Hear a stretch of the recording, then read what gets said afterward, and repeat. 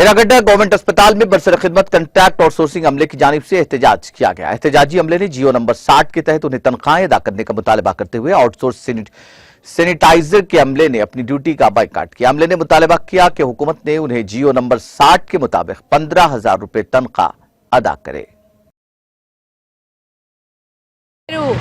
వాణి CITU జిల్లా కోశాధికారిని ఇవాళ chest హాస్పిటల్లో ఉన్న వర్కర్స్ అందరూ గత నెల రోజుల నుంచి అనేక రూపాలలో నిరసన ప్రోగ్రాంలు సిఐటియు ఆధ్వర్యంలో నిర్వహిస్తున్నారు।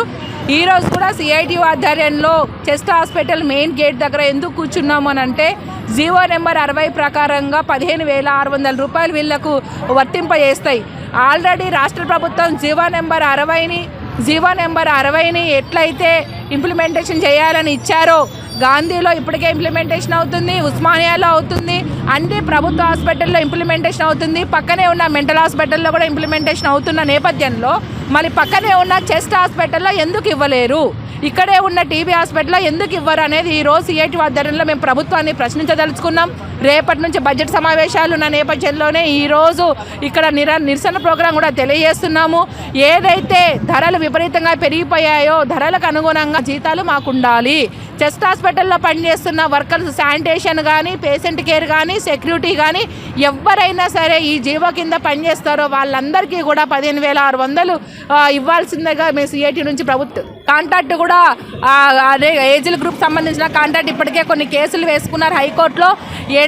ఏదో ఒక కేసుల నేపథ్యంలో వేసుకొని దాని కేసులు కొట్టేసుకొని అది వచ్చేలోపే జడ్జిమెంట్ వచ్చేలోపే దానికి తినాల్సినంత కూడా తినేసి చేస్తున్నారు। కాబట్టి తాత్కాలికంగా ఉన్న కాంట్రాక్ట్ని కూడా తీసుకొచ్చి ప్రభుత్వంలో హాస్పిటల్లో పనిచేస్తున్న వర్కర్స్ అందరికీ న్యాయం చేయాలని చెప్పేసి ఈరోజు మేము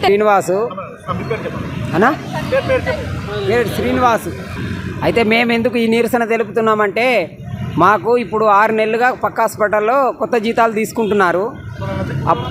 సూపరింటెండెంట్ గారు అప్పుడు కాంట్రాక్ట్ వేరే వాళ్ళని ఏజెన్సీకి ఇచ్చినప్పటికీ వీళ్ళు పాత వాళ్ళు ఏం చేశారంటే మాకు ఇవ్వకుండా వాళ్ళకి ఎట్లా ఇస్తారని చెప్పేసి వీళ్ళు కేసు వేశారు। అయితే సూపరింటెండెంట్ మీద నేను కాంట్రాక్ట్ మీదనే సూపరింటెండెంట్ చెప్తుంది, ఇంతవరకు దానికి సక్సెస్ లేదు, పట్టించుకునే నాదుడే లేడు।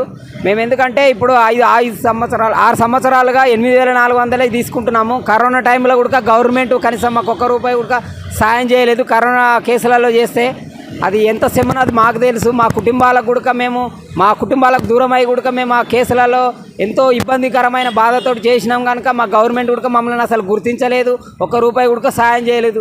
ఇంతవరకు కూడా మేము ఎంతో ఓపికతో ఉంటున్నాము।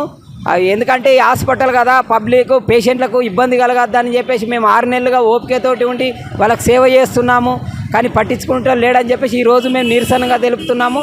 మాకు ఈ సక్సెస్ గవర్నమెంట్ సహకరించాలని, మా అధికారులకు సహకరించాలని కోరుతున్నాము। మాకు 8,400 ఇస్తున్నారు, ఈఎస్ఐ పిఎఫ్ కట్టుగా 8,400 ఇస్తున్నారు। మాకు 15,600 గవర్నమెంట్ ప్రకటించింది కాబట్టి ఆ గవర్నమెంట్ ప్రకటించిన